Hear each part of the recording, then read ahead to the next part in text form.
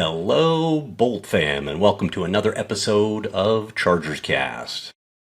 I'm your host, Kirk Brewer, and ChargersCast is a podcast about everything about our beloved Los Angeles, formerly San Diego, Chargers. This week's podcast, we're going to cover the Week 11 game against the Jaguars. That was a road game in Jacksonville. And then we're going to take a step back and have a general discussion about the 2025 Chargers so far as we sit in Week 12, which is our bye week, with a record of 7-4 and in second place in the AFC West. So let's get at it. First and foremost, as you guys know, I always have a nice cold beverage with me to keep my vocal cords lubricated so you don't get my scratchy voice, or at least more of my scratchy voice, because I think it's always scratchy when I hear it.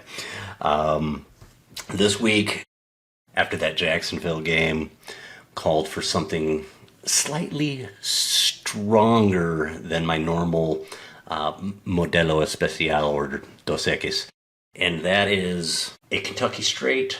I'm a big fan of Kentucky Straight bourbon, and going with one of my go-tos, I'm a big fan of Old Forester, and in particular their 1920 Prohibition style Kentucky Straight bourbons. Cheers, Bolt fam. Let's get into it. Good stuff. If you are not a bourbon fan, highly recommend you give it a shot, and it takes a little while. It's an acquired taste, just like tequila or beer for that matter. So let's get into it. This podcast is going to be a little bit different than prior Chargers casts. I'm going to apologize in advance because some of this, it's going to come across as a rant, because quite frankly, it probably is a rant, okay? I could go through statistics and all of that stuff like we normally do, but this week, I think, called for something different. As you guys notice, this podcast is a little bit late. I'm actually recording this on Friday. There's a few reasons for that. Number one, it's our bye week, so we're not playing this weekend. So I could be a little bit late with this podcast. But also, I wanted to take a couple extra days for a couple reasons. Number one, I wanted to let that Jacksonville game sink in a little bit and marinate. I didn't want to just have a knee-jerk reaction to that game, because if I did, this pod would have been laced with profanities. Trust me. It would have been R-rated for sure. And so I wanted to let that Jacksonville game sink in, let my emotions settle a little bit. But also, I wanted to take a step back and kind of take stock in where we're at in Week 12 of the 2025 season, sitting at 7-4. So we'll also talk about that. Now that the Jaguars game's a little bit behind us, the sting has worn off a little bit. Not a lot, I'll be honest with you, not a lot. But it's worn off a little bit. So my apologies in advance that, number one, the pod's a little bit late, and number two, this thing's going to come across kind of like a rant, but I would be shocked if any of you diehard Chargers fans weren't cussing and throwing shit after that game too. So I don't think I threw anything, but my God, I was in a bad mood for 2 days, and I was cussing left and right. So let's go ahead and get into it. There's no way to candy coat it, and bless Jim Harbaugh and Justin and the crew. taking the high road on this thing because they got to, they have to. I mean, I walked away from that game going, what the hell was that?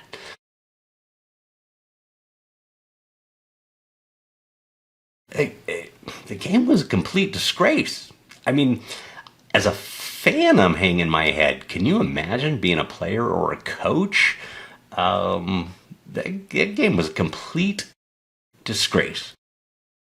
I don't know what the hell that game was, but it sure in the hell wasn't football, at least by the Chargers. Not American football. It could have been something else, but it sure in the hell was not American football.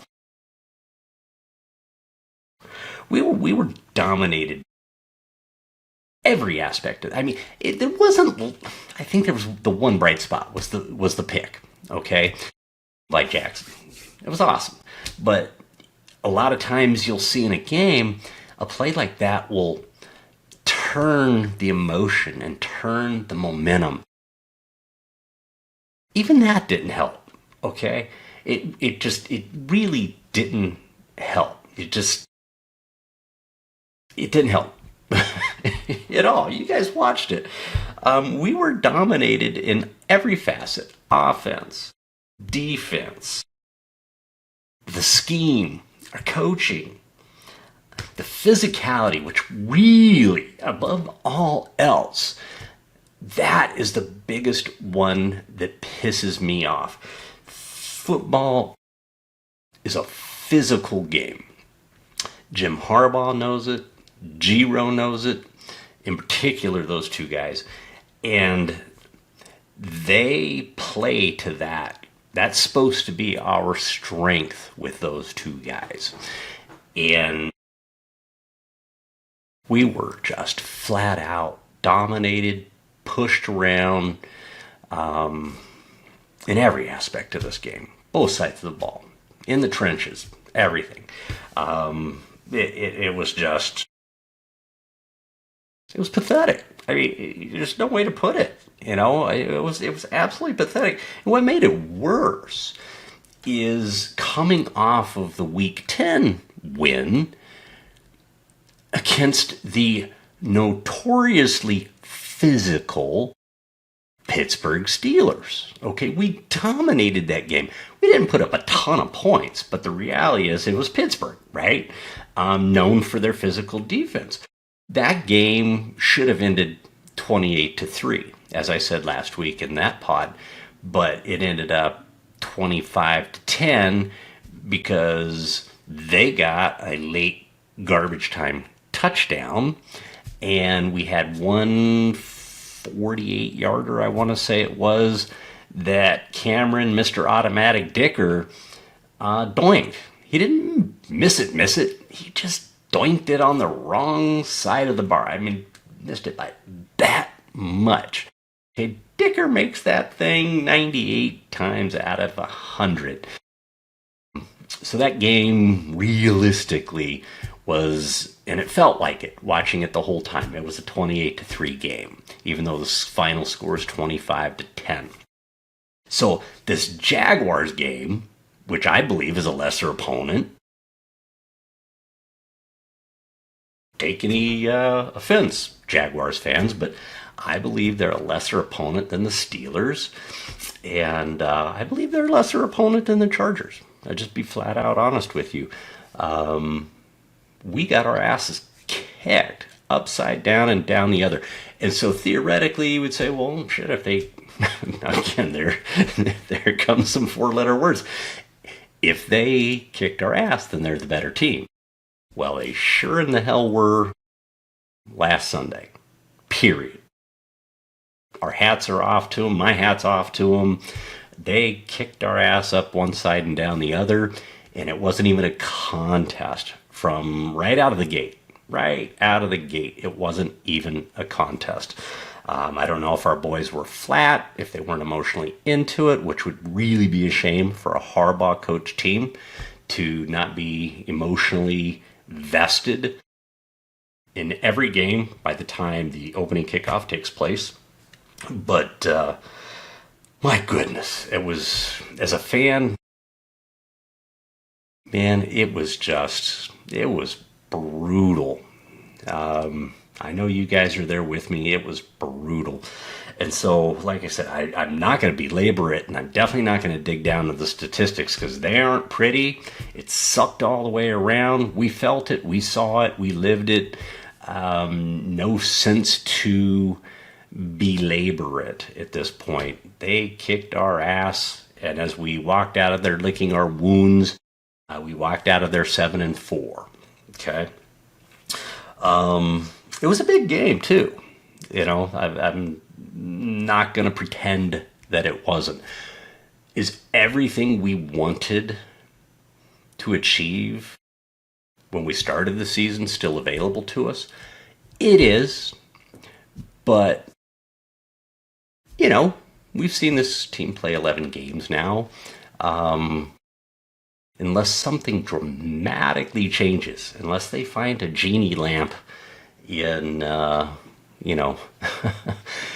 the Pacific Ocean or, on the beach somewhere there in Huntington or something, the odds of us achieving the Super Bowl are extremely low based on looking at this team's inconsistent performance. And in fact, I would say at this point, this game was really important to determining whether we had a realistic shot at winning our division.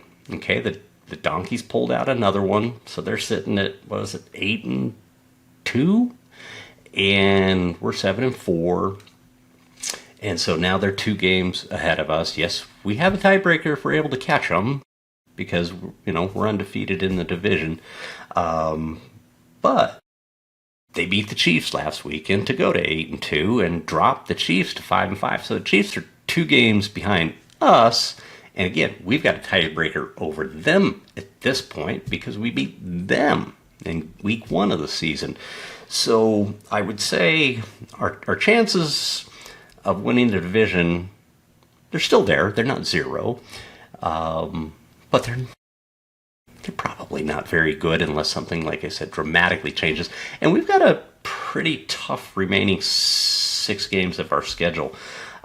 But I would say a wild card is still very realistic. How far we would go if we are able to earn a wild card spot is anybody's guess. At this point, we could be one and done, or crap, we could catch fire and, make it to the Super Bowl as the AFC champions. Again, if they find that genie lamp on the beach in Huntington. Let's go ahead and just take a step back and let's evaluate the 2025 Chargers and their 2025 season.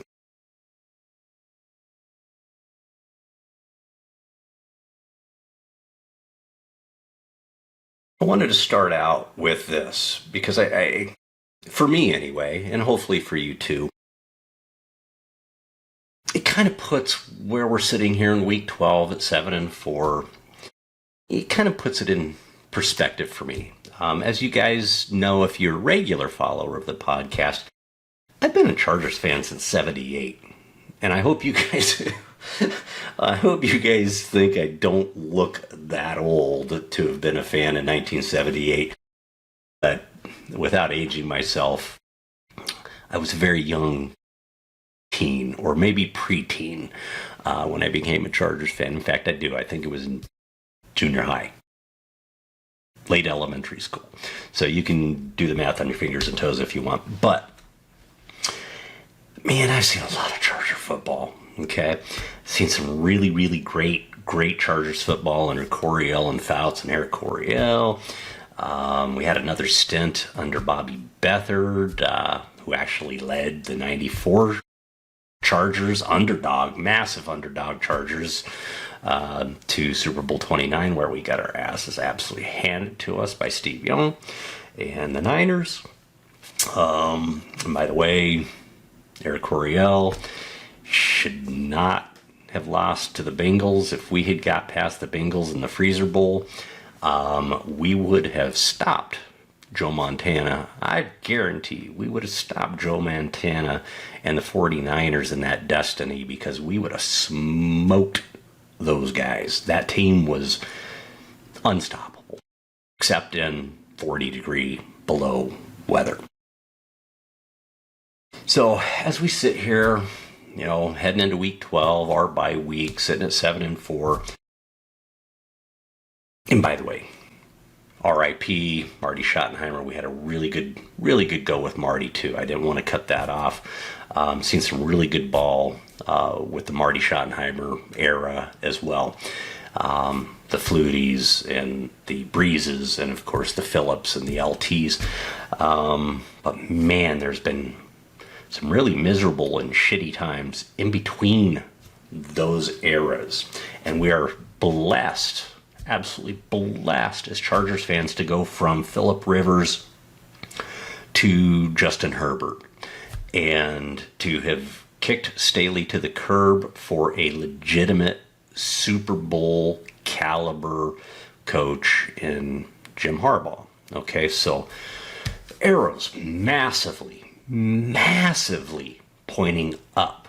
Okay, so if you had asked me prior to the kickoff in week 1 in Brazil against the Kansas City Chiefs, if you had asked me, knowing that we had lost Rashawn Slater for the entire season, so we're going to be without one of our 2 stud bookend tackles for the entire season, if you had asked me, or if you'd told me, when we hit the bye in week 12, the Chargers will be 7-4.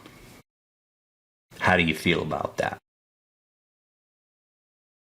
Oh, and on top of that, you'll be 3-0 in your division.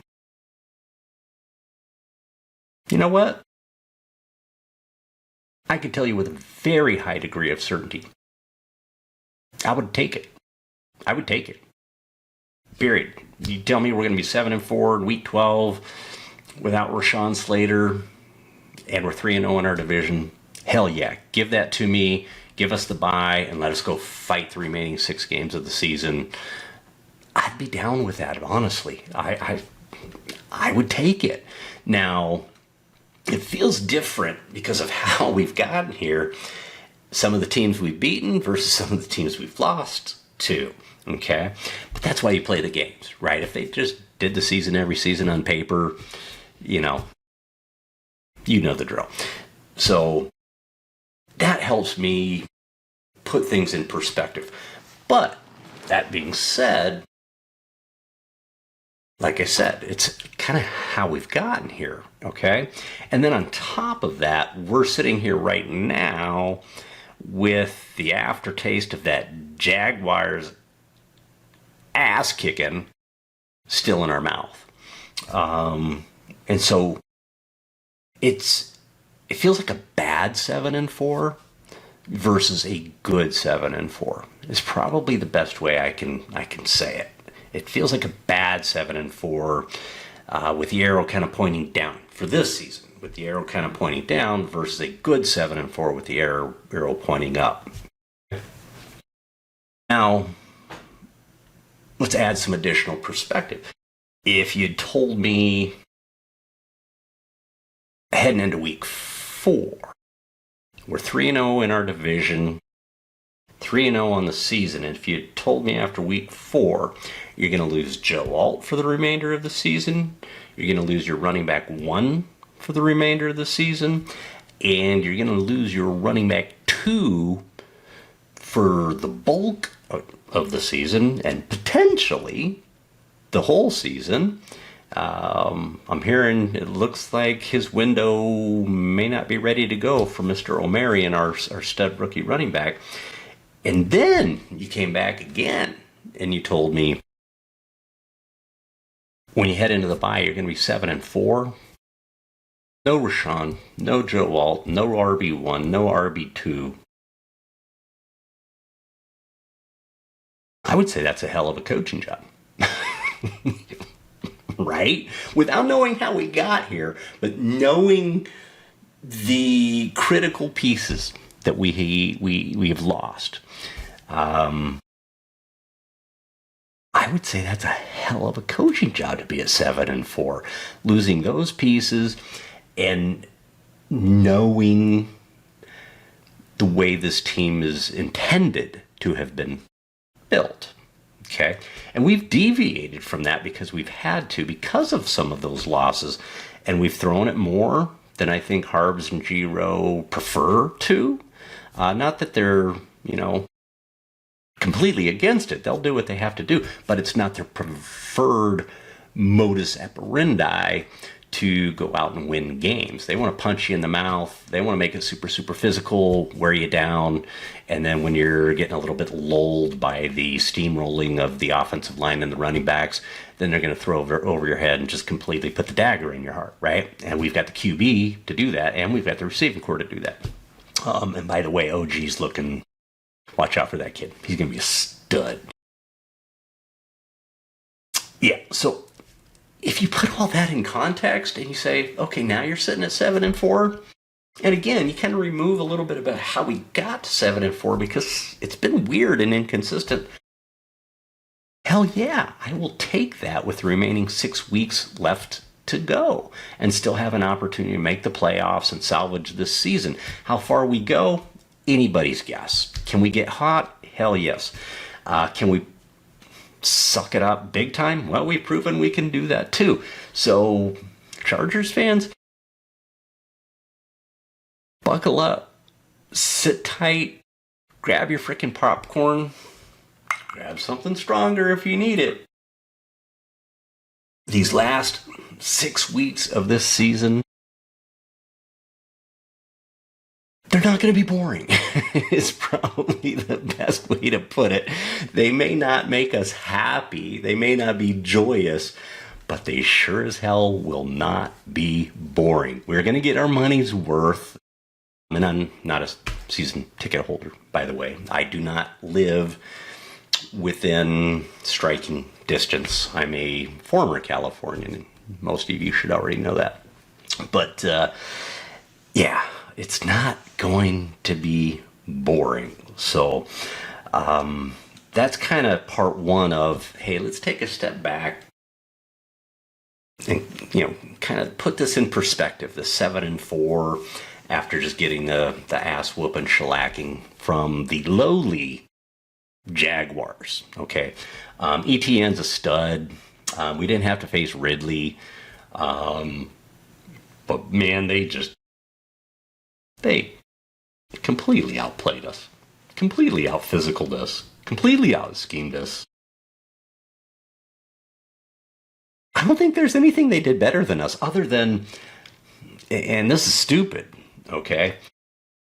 We got the better uniforms, and clearly we got the better quarterback, but not on Sunday, okay? I think this was a career low for Justin. Again, I did not go look at the numbers, and I'm not going to, but I'm pretty certain this was a career low for Justin as far as yards in an entire game. So it was ugly, and yeah, thank goodness it's the bye week, number one. It's going to give us a chance to get healthy, lick our wounds.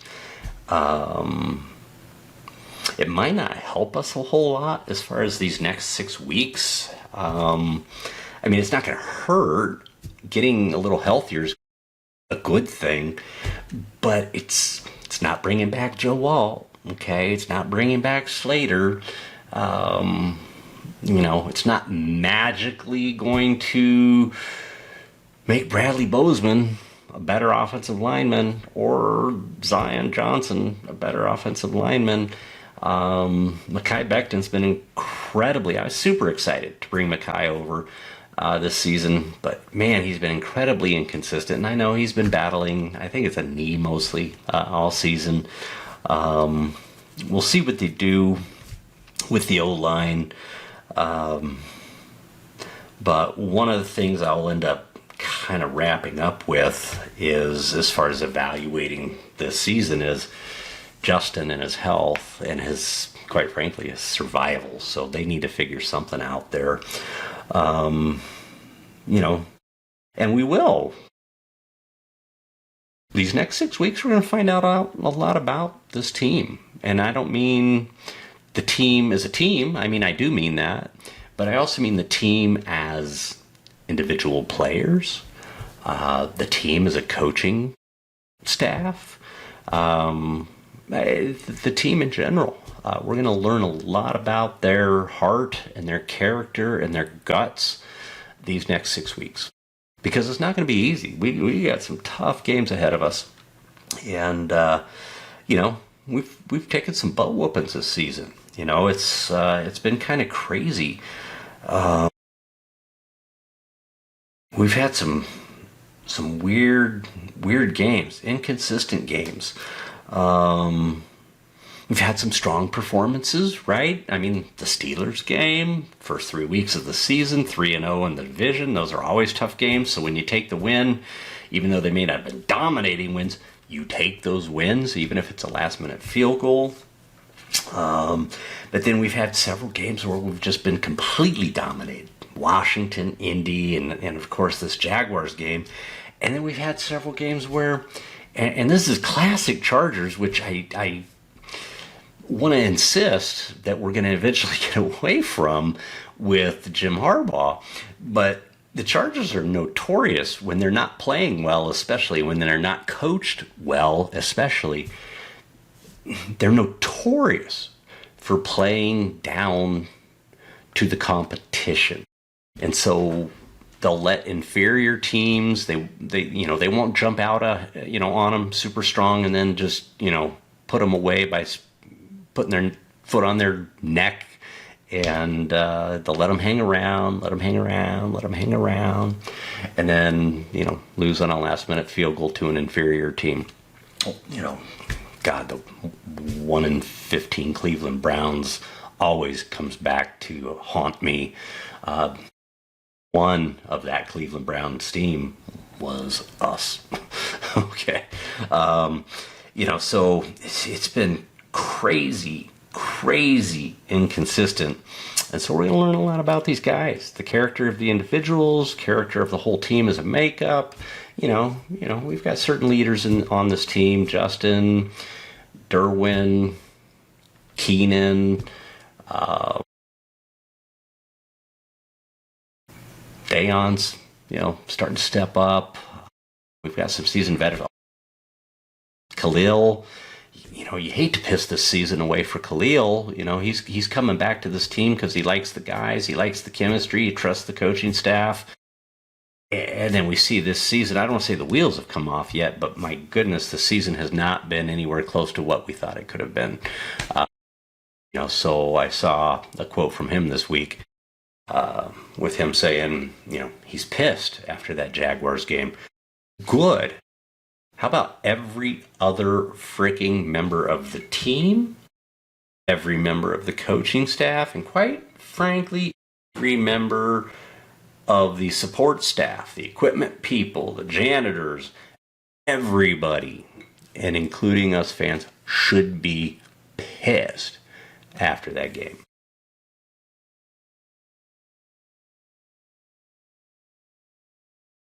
That game sucked. Let's transition a little bit. Not a lot, but a little bit. I have noticed this week, while I've been trying to chill out a little bit and come to terms with the Jaguar game and kind of put the season in perspective, guess what? The Giro haters are back out in full force, right? These are the same people that wanted Malik Neighbors in the draft over Joe Alt. Even though the coaching staff that they had and the messages coming out of the coaching staff from the moment they were hired said there's no way in hell they're taking a prima donna wide receiver over a generational offensive line talent that is going to protect Justin for the next 10 years. But we get that as Chargers fans, and I think every team gets that. Okay, so now the Giro haters are out saying Giro needs to be fired, all right? let's recall. Giro's lost both of his stud starting tackles. The guy that we brought in to help, not completely fix, but help fix the interior of our offensive line, which has been our weakness, Mekhi Becton, he's been battling through crap all season and in and out of games. Okay, Bozeman is Bozeman and Zion is Zion. But he's lost his two stud tackles. He's lost his RB1. He's lost his RB2. Okay? And let's not forget, this season, Jesse Minter's defense has not played as well and as consistent as they did last season. Our defense has put up a couple stinker games that our offense couldn't make up for, okay? And in some they were able to make up for, but Giro haters are out. Giro should be fired and we should replace him. You know, Mike McDonald or, God forbid we hire Mike McDonald, or Brian Dable. And by the way, I like Brian Dable. I like him a lot.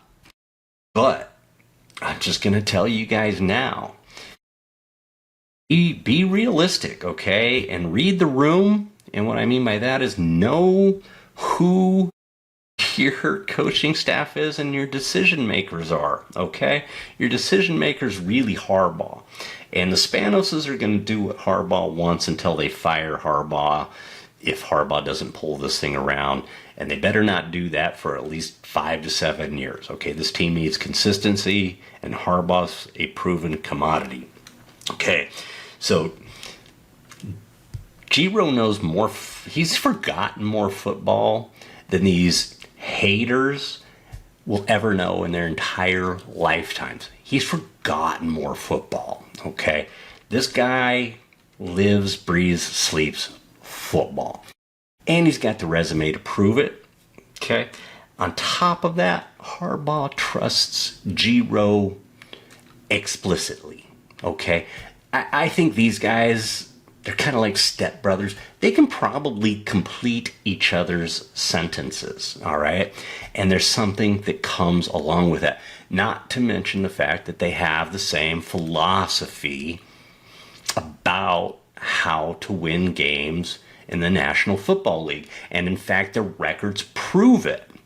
So quit your whining, all right? Quit your whining. Settle in. It's been a tough season. It hasn't been what we expected. But sitting there whining for Giro's firing, to me, it's short-sighted, it's naive, and I can go on and on and on. If you want to continue to have the same Chargers that we've had in the past, then continue to call for turnover.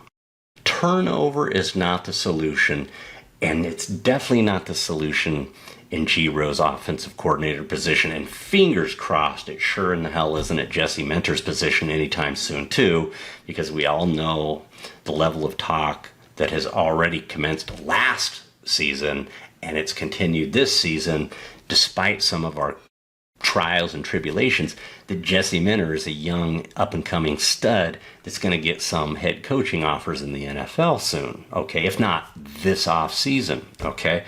So, yes, it hasn't gone like we've wanted. There are reasons for that. And if you think Giro's going to just magically make his offensive line better, he's been doing a lot of things to try and help that offensive line, the way he's running 12 and 13 personnel and having extra guys chipping the edges to help protect Justin as well as the running backs, okay? And the running backs have, quite frankly, the 3s and 4s, the Kamanis, the Pattersons, these guys have actually done a commendable job filling in for the running back 1 and running back 2.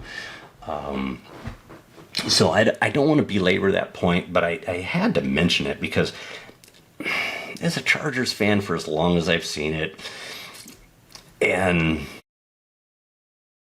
trust me, we've had bad times as Chargers fans. Maybe you guys are young and you're used to, 16 years of Phillip Rivers and LaDainian Tomlinson and Darren Sproles,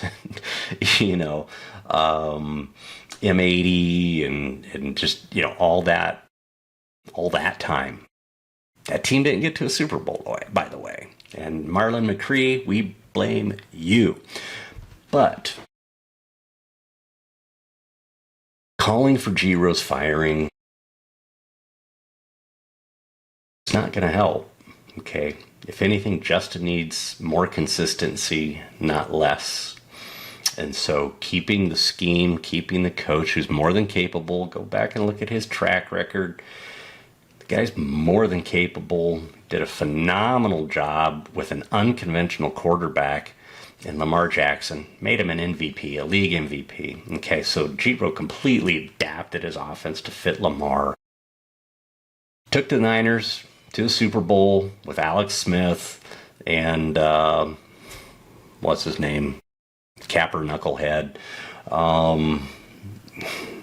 Man, the guy's got a great track record. So check yourself. Really, really check yourself. Is it a knee-jerk reaction? If you can justify it, great.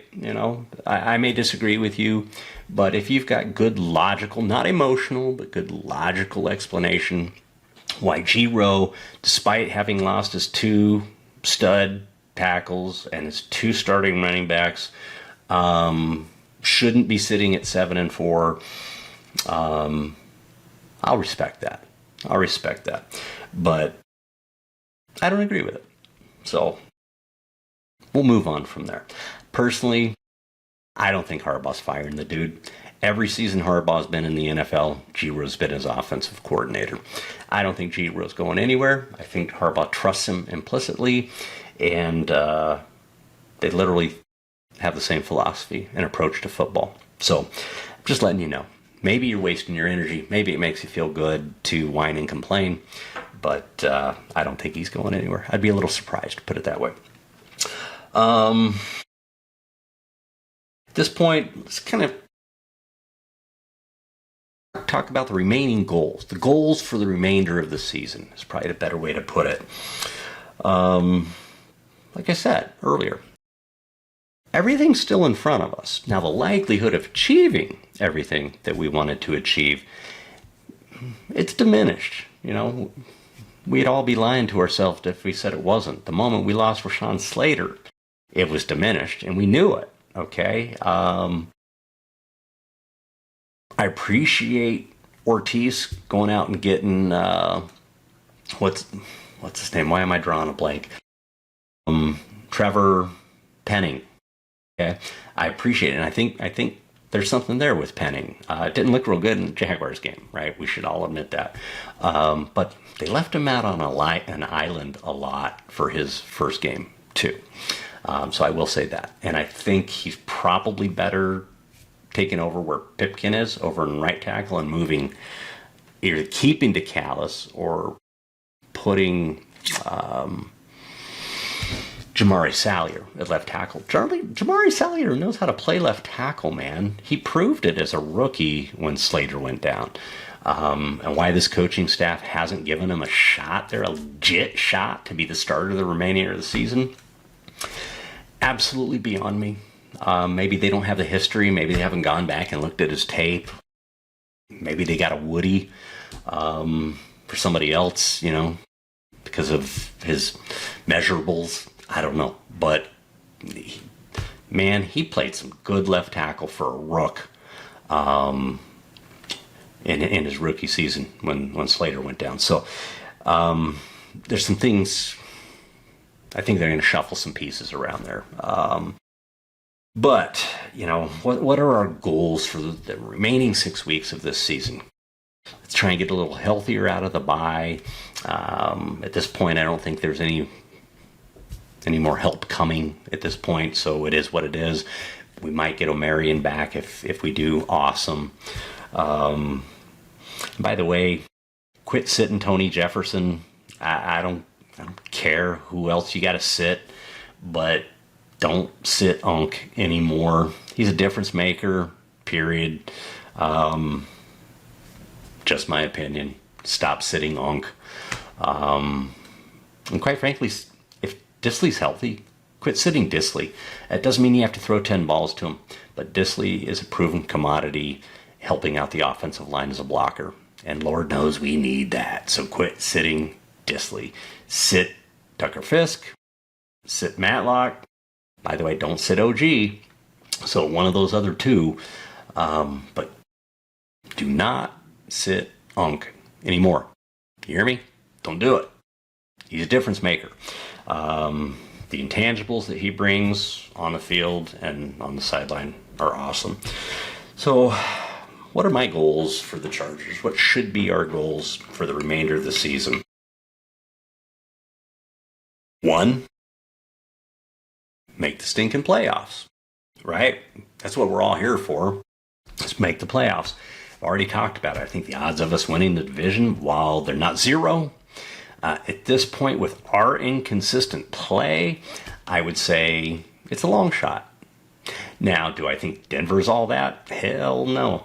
Hell no. If our team, the Chargers, was more consistent, I would say we would catch them down the stretch in the remaining 6 games. I would say we would catch them.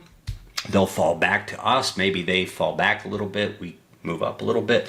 And if we're in a tie with these guys heading into the last week of the season, who, by the way, guess who is our last game of the season?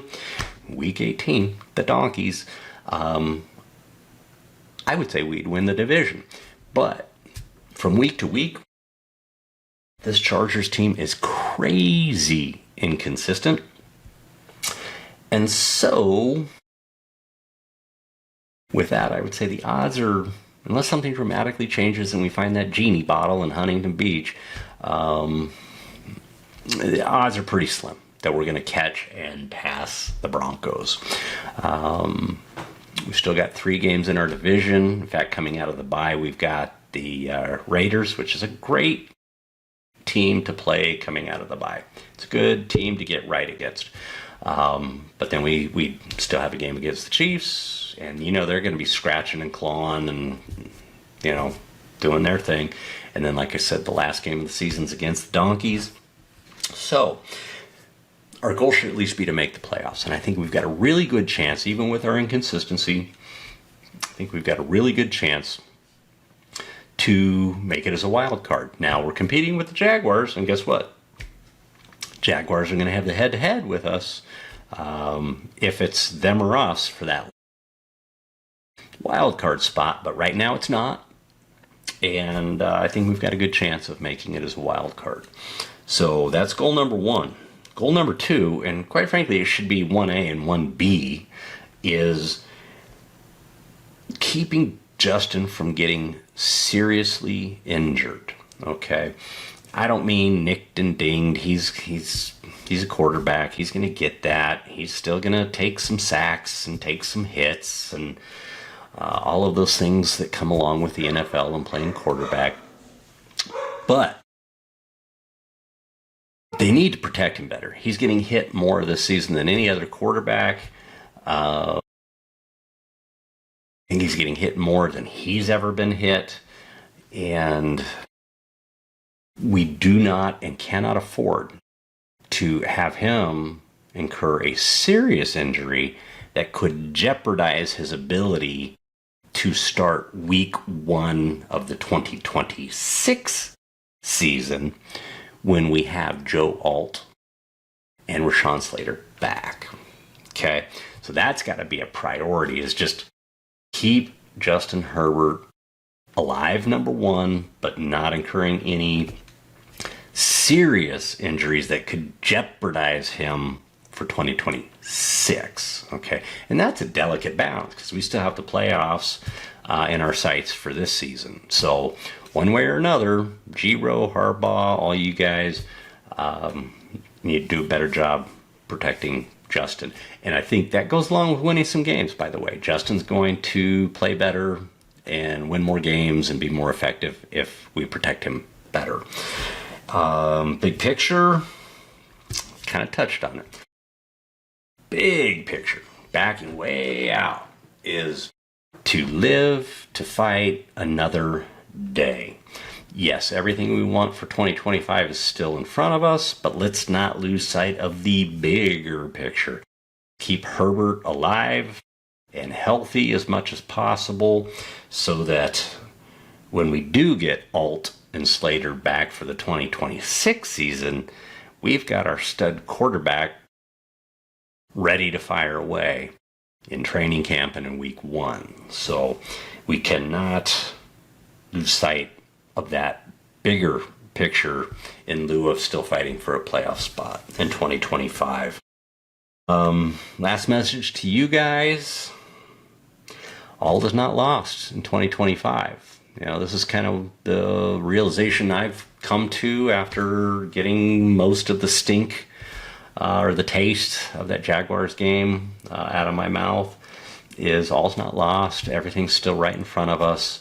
The reality is, though, it's sunken in pretty good.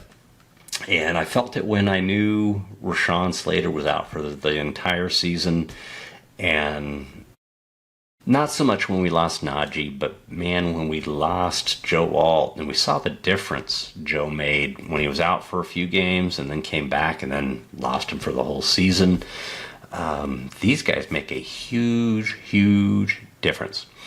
And so while all is not lost for the 2025 season, everything's still in front of us. We're 7-4. We're still in the playoff hunt as we sit right now. We are the 5th seed, but it doesn't feel like a good 7-4. Like I said, it feels like a bad 7-4. And it's been painful. It's been painful getting to this 7-4, especially as fans. I don't know about players. I can't relate to the players. I gotta assume it's worse for them than better. But a few more zeros in the bank account always kind of helps with some of that. So maybe not all players, depending on their competitive juices. But for us fans, this inconsistency and losing to teams we shouldn't lose to, and just flat out not showing up to play games, it's been pretty painful. But have faith, Chargers fans. The season's not over. It's going to be exciting, like I said. These last 6 weeks, while we may not get to where we want to go, it won't be boring. And so enjoy it. Just enjoy it. Grab your popcorn, grab your beverages, and cheer on our Chargers, encourage them, and let's see where this season goes. Okay, let's appreciate this bye week being where it's at. Lord knows we need it right now. And let's see where these next 6 weeks take this team. They could surprise us. They really, really could surprise us. And I am a huge, huge fan of Jim Harbaugh. And I don't think he's given us his best coaching yet. I'll put it that way. I think he's got his best coaching is still ahead of him, and he's shown himself to be a tremendous coach. But I do believe his best coaching is still ahead of him. So that should be exciting for us Chargers fans. That's all I got for you guys this week. In fact, probably rambled a little bit longer than I thought. Flying solo on a bye week after that stinker of a game against the Jags. But I appreciate you guys hanging with me and feeling the pain of where we're at in this season, sitting in week 12 despite being at 7-4. It's been painful, so appreciate you guys hanging. We'll be back next week to talk about this home game against the Raiders in SoFi. I think it's a good opportunity, despite being a division game. And you guys know how I feel about division games on any given Sunday, especially with division games. Those games, you can almost throw the records out. Truly, you can almost throw the records out in division games. And so, while it's probably going to be exciting, it may not be. Hopefully, we just kick their asses and it's not even close. But it is a division game, so I don't expect that. But I do believe the Raiders are a great team for us to come out of the bye and get right and get a win, get that winning taste in our mouths again. 8-4 and heading down the stretch the remaining 5 games. So I'll be back next week to chat about and preview that game, talk about anything that maybe has happened with the Bolts in the bye, coming out of the bye, getting ready for week 13. But yeah, hopefully they get a little healthier and maybe we'll get a few things right for the remainder of the season coming out of this bye. And with that, Charger fans, you know the drill, right? Despite the ups and downs of this season, seriously, who's got it better than us? Nobody. Bolt up, and we'll see you guys next week on ChargersCast. Hi, I'm Kirk Brewer, the creator and host of ChargersCast. I just wanted to say thank you so much for tuning in to another episode of ChargersCast. We really appreciate you engaging with the podcast. When I created ChargersCast, it was intended to be a podcast about everything Los Angeles Chargers from a fan perspective. It's by fans and for fans. So it's for you, and we really appreciate you being here. If you haven't done so already, please go down below, leave a comment, give us some feedback. We really love to hear from you. And if you haven't done so already, please subscribe and click the little bell so that you get notifications when new content drops. Again, thank you so much for tuning in to ChargersCast. And who's got it better than us? Nobody.